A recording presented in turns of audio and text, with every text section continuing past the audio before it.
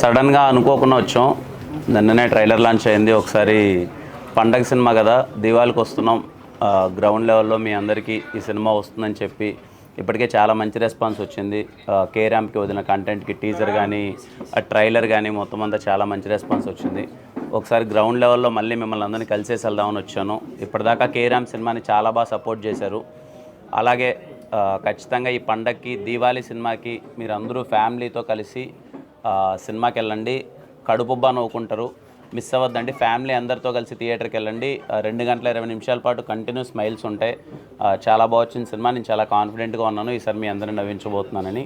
And thank you so much ఇక్కడికి వచ్చిన media వారందరికీ థ్యాంక్ యూ సో మచ్ అండి. పృథ్వీ అండ్ మీ మీద ఎప్పుడైనా మీమ్స్ వచ్చినప్పుడు కానీ లేదా ట్రోలింగ్ వీడియోస్ వస్తూ ఉంటాయి కదా, ఆ టైంలో మీరు ఎట్లా ఫీల్ అవుతూ ఉంటారు?